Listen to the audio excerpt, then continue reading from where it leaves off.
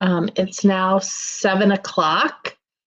So I think I will go ahead and call to order the Heritage Preservation Commission meeting for December 8th.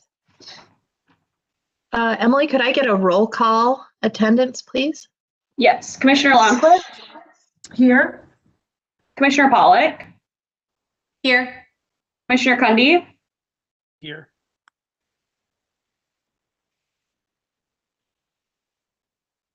Commissioner Cundy, I think you're on mute. I'm here. Thank you. Commissioner Birdman? Here. Commissioner Woodmoyer? Here. Thank you. Commissioner Everson? Didn't see him yet. Commissioner Hassenstab? Chair Schilling? Here. Let's see. For a 2, 3, 4, 5, 6. Oh, hi. Commissioner Hassenstab has also joined us, I see. Thank you. Okay, so we've got enough. So the first order of business is to approve the meeting agenda. Do I have a motion to approve the agenda? So moved. Okay, and do we have a second? Second. Emily, can I get a roll call vote on the approval of the agenda? Yes. Commissioner Longquist? Aye. Commissioner Pollock? Aye. Commissioner Cundy? Aye. Commissioner Birdman? Aye. Commissioner Woodmoyer?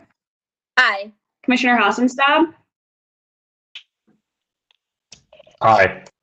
Chair Schilling? Aye. Thank you, everybody. The next order of business to approve the meeting minutes from November 10th, 2020 Heritage Preservation Commission meeting. Do I have a motion to approve those minutes as submitted? So moved. And do I have a second? Second. Okay, can we get a roll call vote on the approval of those meeting minutes, please? Yes. Commissioner Longquist? Aye.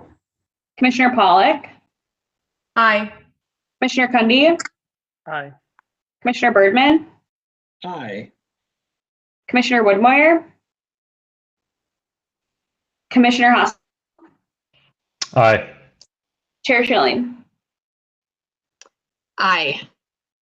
Thank you, everybody. That brings us to the reports and recommendations section of the first order of business in this section is the certificate of appropriateness at 4215 Country Club Road. And Emily, I will let you take over this portion. Thank you. So tonight, the Heritage Preservation Commission is asked to review a certificate of appropriateness at 4215 Country Club Road for changes to the street-facing facade. 4215 Country Club Road is located on the south side of Country Club Road, east of Drexel Avenue and west of Casco Avenue. The home was built in 1937 and is a 2-story colonial revival-style home. The certificate of appropriateness request is for the addition of 3 gabled doors within the existing roof structure. They will be placed symmetrically and will help create usable space within the attic. The proposed gables are visible from the street, which is the reason why this project requires a certificate of appropriateness. The commission asked preservation consultant Vogel to review the application, and consultant Vogel had stated that he believes that the proposed facade alterations are minimal and are compatible with the historic character of the house and surrounding homes. No historic materials will be destroyed, and the new dormers, if removed in the future, would leave the essential form and integrity of the house unimpaired. Consultant Vogel recommends approval of the COA based on the plans presented, and staff agrees with Consultant Vogel's positive evaluation and recommends approval of the certificate of appropriateness request at 4215 Country Club Road, based on the findings and conditions outlined in the staff report. And with that, I'll stand for any questions, and I know that the property owner and the applicant is also on the call tonight.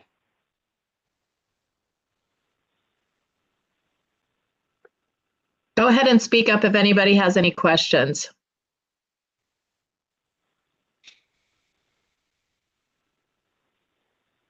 I don't have a question. I just think it's such a straightforward project, and the staff and consultant report are clear that, in my opinion, it can be a very quick conversation. I think it's a nice addition to the home.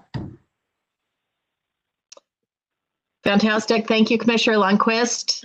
If I don't have any further questions, do I have a motion to grant the certificate of appropriateness? So moved as submitted. Second. Second. Okay, Emily, could we please get a roll call vote for the approval of this certificate of appropriateness, please?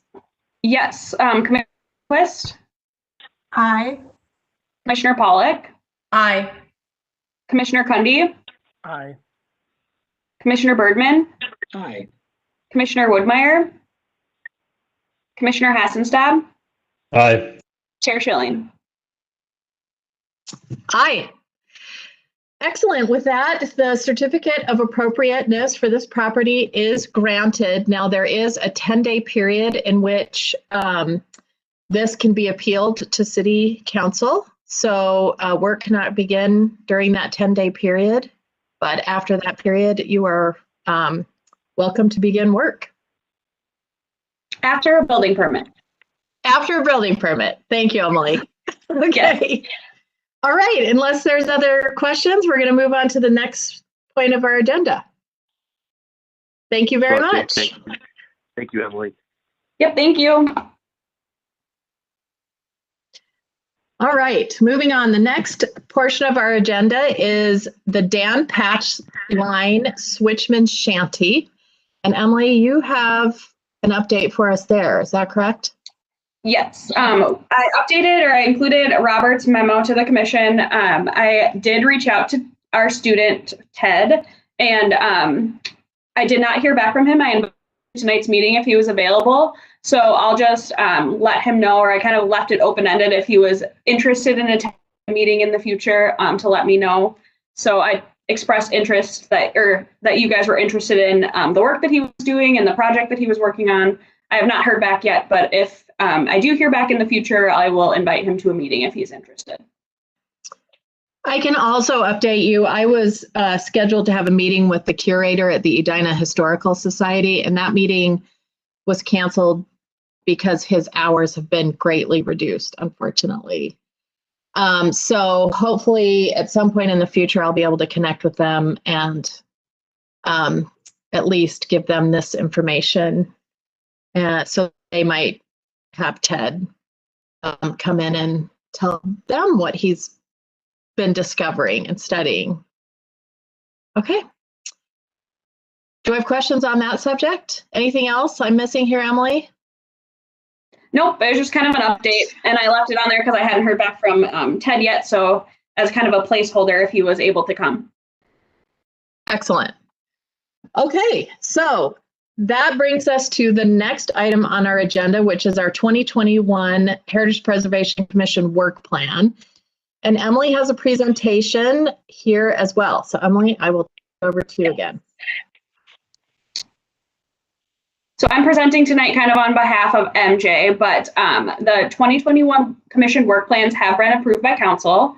The Heritage Preservation Commission's proposed work plan didn't change throughout the review process, so our work plan was approved as submitted. Some of the commissions did have some changes based on the city manager's recommendation and then ultimately council's action.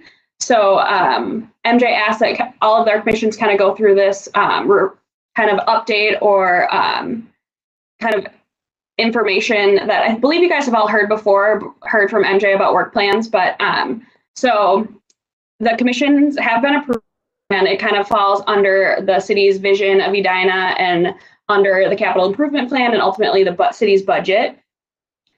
The annual commission work plans were approved by city council and all the commissions are accountable for that work plan.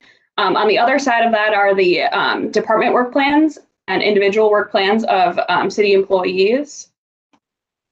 All of the city's work plans kind of fall under the city's budget goals, which are the strong foundation, excellent service, a livable city for like a sustainable city, and engaged, inclusive community. And that's kind of how the city has been implementing Better Together and that public impact. Council has approved value statements, and these are just kind of a summary of those value statements. And I think more about those in the future. But they have value statements on community engagement, sustainability, and equity. And the council's action on the work plan or on each commission's work plan kind of falls under those value statements and goals. And that the 2021 work plan does begin January 1st. And I know that some of our items kind of began in 2020 and will continue in 2021. So we've kind of been working on some of those things that will continue. But we can officially start the 2021 work plan at our next meeting in January. And like I said, the Heritage Preservation Commission's work plan didn't change, but some of the other commissions did have some changes on their work plans. And those changes were based on these themes kind of shown, based on cross-commission work plans and committees, different alignment and city goals, different goals or work plans for what's the council's role, what's staff's role, and what's the commission's role, and then just the number of events and how those are scheduled throughout the year. So those were some of the themes that kind of guided some of the changes that were made on other commissioners' work plans. So kind of an overview. If you have any questions, I'm happy to try to answer that. Otherwise, I can ask MJ if you guys have any specific questions as well. Thank you, Emily. Does anyone have any questions on this? Okay. Very good. All right, we are now at the special recognitions and presentations portion, which means I am going to turn it over to our consultant, Vogel, and he's going to give us all kinds of interesting information now. Yes, I am, as a matter of fact. This is the fourth program area that we're addressing in this sort of ongoing training regimen that we're walking you all through. This is the briefest program area to cover in a lot of ways because it's the one we do the least work in. Registration is essentially the official recognition by the governing body, in this case, the city of Edina, of which resources are actually worthy of preservation.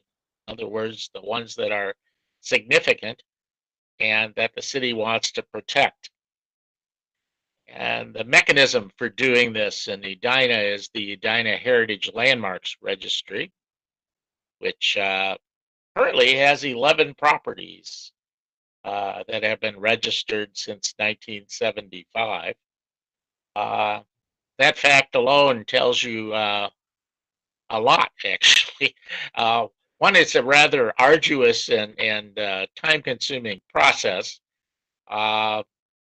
It's one of the more labor-intensive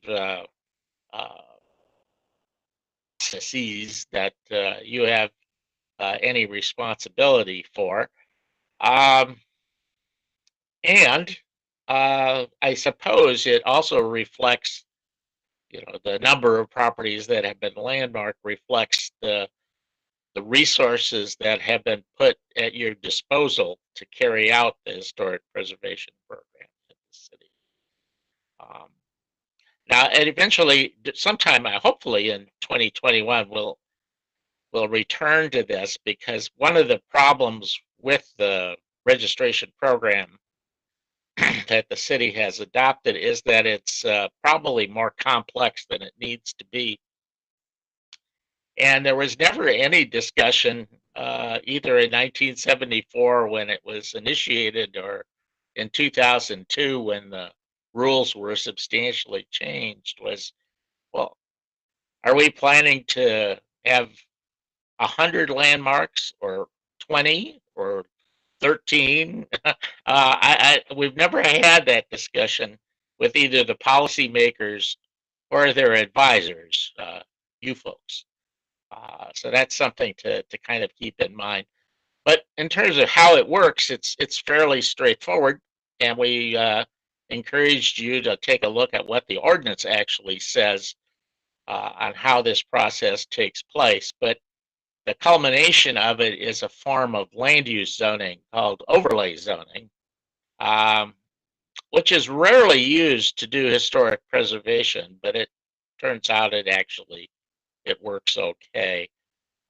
Overlay zoning is a kind of regulatory framework that essentially cities create a zone that covers all of the territory within the city limits, and then the regulations are activated when certain conditions occur.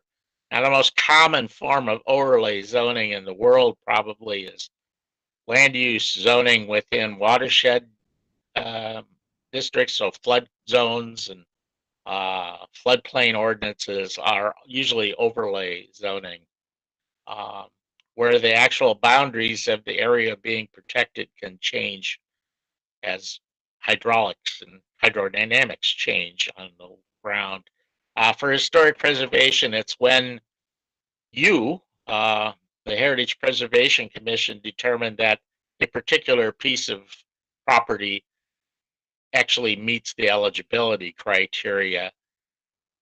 And the way the ordinance is arranged is that you are solely responsible for nominating landmarks. The mayor and city council have the sole responsibility and authority for actually creating them, for adding them to the landmark, or it used to be called the Heritage Preservation Overlay District. We eliminated a lot of that language in 2002 because it just confused everybody, whether this was some kind of land use zoning or whether it was some kind of special resource protection zoning, which is actually closer to what it really does. So it's fairly straightforward until you get down to the nuts and bolts, as I've said. And we also do something that only a handful of cities even attempt to do, but we've managed to do it, and that we've encompassed the National Register of Historic Places. There was no local designation program established in the 1970s. The city just said, well, we'll just use the National Register of Historic Places, which in 1974 consisted of 2 typewritten pages, and you stapled some photographs to it, and you sent it to Washington, and somebody stamped it with a big stamp of approval, and that was it. The typical National Register nomination now runs to 50 to 100 pages. Process takes a year and a half, 2 years. There's literally several different layers of review. And so actually local designation, the landmarks program, is much more expeditious than the national is. So what the city did in 2002 was the Heritage Preservation Board nominated all 5 properties, including the Edina Country Club District, that were already in the National Register program. The city council said, okay, we're going to make them landmarks automatically and not start all over again.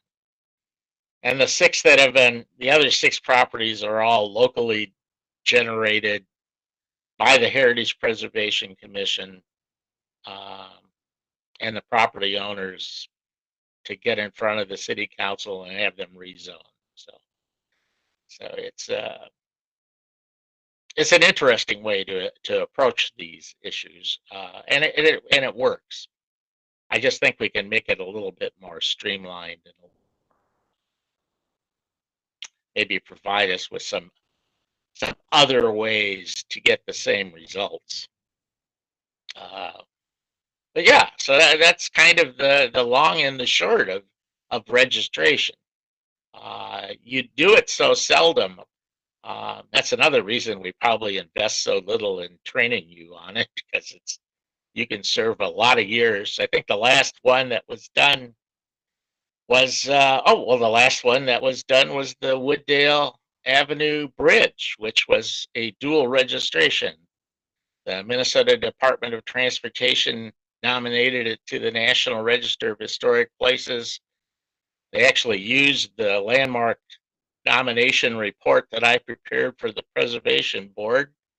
And then once the state got done, the Edina City Council resounded as a heritage landmark. Literally right on top of it, within 100 days of each other. And I suspect if we ever need to do that again, that's probably the template for dealing with that.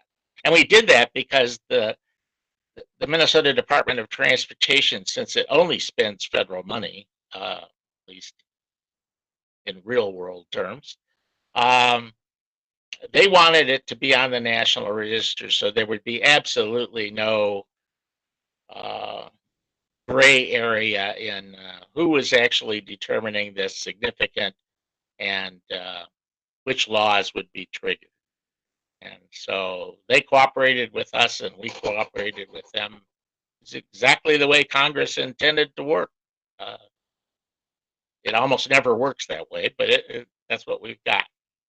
So if you wanted to do another National Register nomination, I would strongly advise you to only nominate properties that you have a reasonable expectation of somehow ending up in the federal program. In other words, highways, bridges, anything involving Minnehaha Creek probably would be a good idea, because whatever you build along Minnehaha Creek requires a water permit, as they're called, from the Army Corps of Engineers, which would throw you into the federal bureaucracy.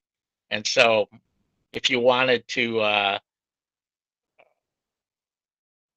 landmark the mill pond, for example, I would recommend that you dual register it in the National Register at the same time. And fortunately, as a convenience to you, although it probably doesn't seem like one, the language of the Edina Heritage Landmarks program is essentially identical to the language of the National Register of Historic Places. Uses the same terminology, refers to the same actions by the same terms. So there shouldn't be any confusion. There inevitably is, but it's the best we could do. So that's kind of where that sits. Now next month we're going to talk about something far more close to you, since you dealt with it already tonight, in fact, and that's review and compliance. The certificate of appropriateness process for the landmark properties. And I also want to talk about how the federal version of that works. It's called the Section 106 process, which you got a little taste of when the engineers came before you about the Wooddale Bridge a while ago. And actually, they should have had a little training on this because they got almost all of it wrong. But it's something you need to be aware of. You dip your toe into the Section 106 pool far more often than you do the National Register of Historic Places. But we'll look at that next time. So I'd appreciate if you have any questions about registration and if they deal with how you do permit review, that you hold those for another month. You need to take as much time as it takes to go through that. So that's really all I have for registration. Does anyone have any questions? Go ahead, Commissioner Pollack. Yeah, so you mentioned that it was, I don't know, a complicated process.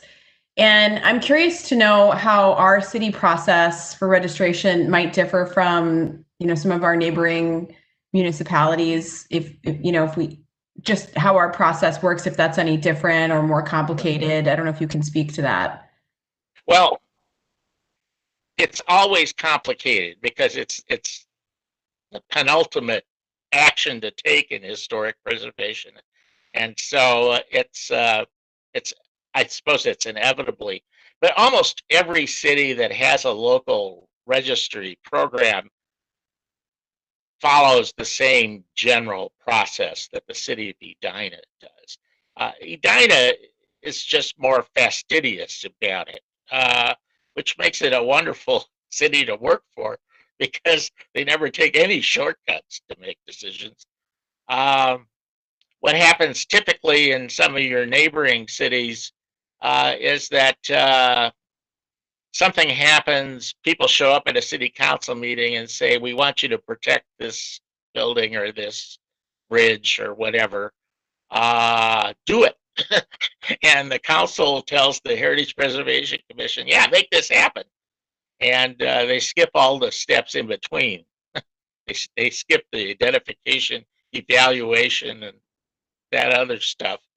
And so they end up making some fairly big messes as it goes. The fact that the city of Edina requires you actually to have a preservation plan before you can actually create a landmark would just stop historic preservation dead in its tracks in Minneapolis, for example. So most cities do not have huge inventories of designated, whether they call them heritage landmarks or preservation sites. Or the lexicon of terminology is quite vast. It's the hardest thing for municipal governments to do. I hope I answered that question. I see nodding heads, so I've been too bad of it. Yes, thank you. Does anyone else have a question? All right. Well, Consultant Vogel, as usual, thank you very much. Oh, it was my pleasure. This was Always very. Well, this will get more complicated next month. Okay, we'll look forward to it. Well, and then education is the last of the 6 program areas, and I think might be the one where you can actually get some real results out of it, to tell you the truth. This is all kind of, learn your 3 R's of historic preservation, but education is something the city has never invested a lot in, and it's high time we started. We left it till the end just for that purpose. Brand new year, you know what you're doing. It sounds like perfect timing. We thought so. All right. Well, thank you very much. If we don't have any more questions, I think we will move on to our next section, which is chair member comments. Do I have any commissioners who have any comments? Go ahead, Commissioner Lundquist. Emily, is this the right time for me to give a little update on our committee? Yeah, I was just fill you in because we ended up having to move the work plan up. So please do. Okay, sounds good. So Rachel and Mark and I met again yesterday morning. We're trying to touch base once a month and move forward on our objective of helping to notify the property owners of landmark eligible properties and to say, hey, do you know about this? Are you interested in moving forward with the process? So this process that we've done so far is we started with just a list of 24 of these eligible properties. And then this month we got the full list of 78 from Robert. Rachel's made a spreadsheet. We've researched all the owner information and their addresses. We did a walkabout in Morningside because that's where many of them are, and found that 11 of those homes no longer exist. So let Robert and Emily know to remove those. There's 3 that have been altered, may need to be removed, and so on. So just some record keeping, updating as a starting point. Now we're starting to strategize about our outreach. And honestly, Robert's comment about education, I think is really critical because we're starting to see that this could be a wonderful education opportunity, granted with a very targeted set of property owners, but nonetheless, just about the process and about the research that's been done so far. So we're brainstorming about the best way to do that, but some key themes are, we really want the marketing tone to be correct because this is someone's home. It's their largest asset. There may be a lot of emotion. We want to really emphasize that they're in control of whether or not they move forward with this process as we educate them. So we're brainstorming about how to make the mailing, which it does need to be a mailing because we only have their address from public records, special, distinctive. We're toying with the idea of even a certificate that says, your home is eligible for potentially, joining the Edina Heritage Landmark Registry. And having a brochure, we put sort of the key elements from the comprehensive plan, that chapter that Robert shared, some city code. There's great resources on the State Historic Preservation website and nationally as well. So just sort of culling down from the comprehensive plan, what would be the key themes? So we're working on those materials and we very much we will collaborate with Emily and Robert. We're looking forward to that. I know Robert is starting to work on some similar materials for outreach to the Morningside Community Church. And Robert, we very much want to work with you so that you can, vet what we're saying and we can have a look at what you're saying so that we're blending your expertise with the right marketing message and sort of a unified theme.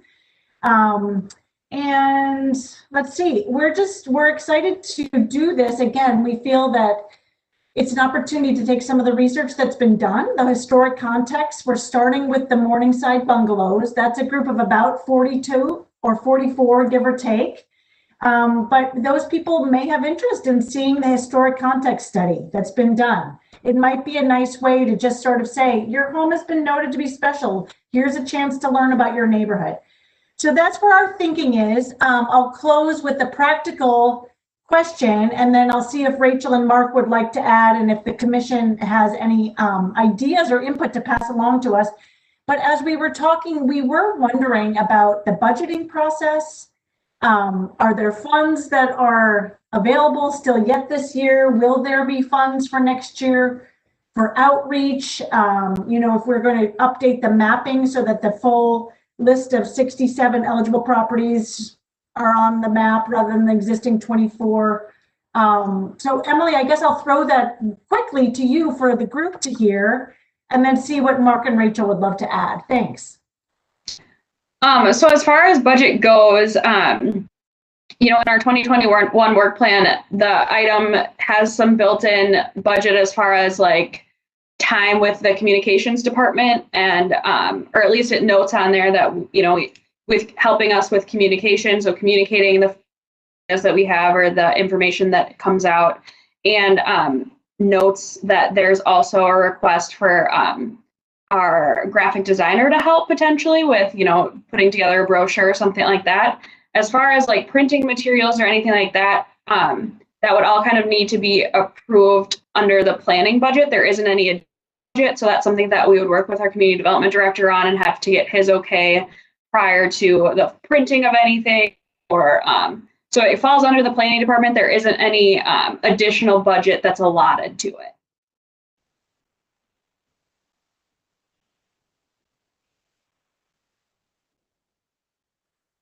Rachel or Mark, anything I missed? Did I hear yes, Commissioner Lundquist? What's that?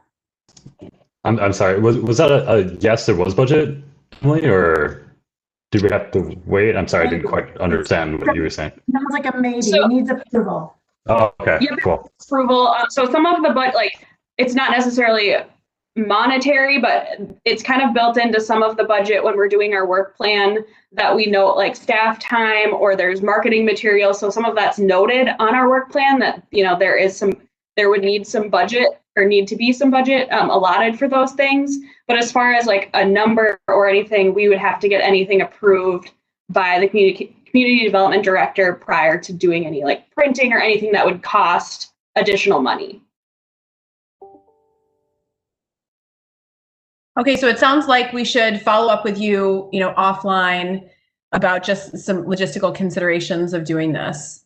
Obviously, we'll have 70-something letters, 70-something envelopes. We'll need 70-something stamps, and make sure that we've, gotten approvals from everyone that we need before we make this communication.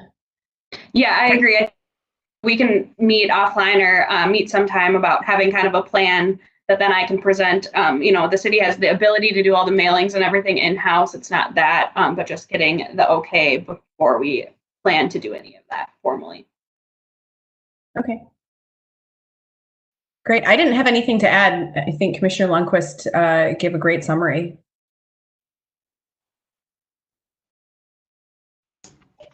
Likewise, it's been fun working with the two of you. I agree. Any thoughts or angles that we're missing from the other commissioners? Otherwise, we'll just keep sort of pushing this forward, and it's a fun project to do. I think it's really remarkable progress, and I like the fact that you're sort of zeroing in on one particular neighborhood, this time being Morningside, and maybe that's a good strategy to sort of find the pockets of potential properties and sort of tackle those pockets one at a time. But this is great. Thank you so much for the work. Does anyone else have any questions? I'll just close before I forget. In walking the neighborhood and looking for tear downs, I think, Bob, are you spearheading the May Preservation Award? There's a really sweet little bungalow that wasn't on our eligible list, but it's having a major renovation with great care to preserve it. They're excavating underneath. I think it's on Morningside Road, just off of France, but I noted the address so we can take a look at it before our May Award. Yeah, great. Send it along. You said Morningside. I'll shoot you the address. Okay. It's obviously not the giant tear down massive mansion that's being built on Morningside in France. No. Have folks seen that house? If you know where Westgate Pet Clinic is on France Avenue, just north of 44th, Morningside basically dead ends into Westgate. If you go on Westgate there's a massive house. I don't know if it's a double lot or whether it's just with, I don't remember what was there before, but there's like a 4-story massive house. Apparently my wife's family friends were walking by and talking with the contractor. It's a really young guy, like a internet millionaire or something like that. But I mean, this thing, if you're driving on France northbound, it looks like a mountain. It's incredible. Well, I'll have to go drive by. It would not meet the qualifications of the country club district development for sure. It's 4003 Morningside, and I think sadly it looks at that monstrosity across the street. Okay.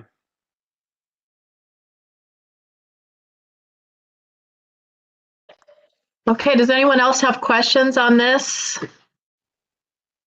If not, I can report. One of our student commissioners, Arjun Maheshwari, sent Emily and I an updated presentation that he's been working on. I think it's been a year and a half since he's presented his initial presentation, but it's a study of race, racial Edina history with seen through a racial equity lens, and he's continued to update his presentation. And I just wanted to let you know that he's still working on it. Emily and I chatted a bit about it, and we're gonna chat with our counterparts at the Human Rights and Relations Commission, just to find out if there's interest in having him present this formally or having this available, but it's great. Emily, do you want to add anything? Nope, I think that covered it. Okay. All right. Does anyone else have any comments, questions before we move on to the next section? Okay. So Emily, staff comments. I'll let you take this. Yeah, it's just kind of an update. The city council approved the meeting calendar for 2021. So with that, I've created the Heritage Preservation dates are finalized. And so then I've created a calendar for us to use with our meeting dates, as well as the application deadlines for our COAs for meetings. So I included that for you. I think there was only one that was affected based on a holiday or something like that. So I think we have one Monday meeting this year. But other than that, they should be pretty straightforward on second Tuesday of every month. Fantastic. Okay. Our final point on our agenda is to get a motion for adjournment, unless anybody has anything. If not, does anyone have a motion to adjourn this meeting? I will so move to adjourn the meeting with a happy holidays message to everyone. Excellent. Thank you, Commissioner Birdman. Do I have an adjournment second with also a happy holidays message? Okay, Emily, can we please get a roll call vote? Sorry, I didn't get who was the second? Commissioner Pollack. Pollack, okay. Was I right about that? No, but I'll second it. Oh, okay, I'm sorry. Okay. Okay. Commissioner Longquist, Aye. Commissioner Pollack, Aye. Commissioner Cundy, Aye. Commissioner Birdman, Aye. Commissioner Woodware, Aye. Commissioner Hassenstab, Aye. and Chair Schilling. Aye. Happy holidays, everyone. Thank you so much for the meeting. Thank you. Thank you. Bye-bye.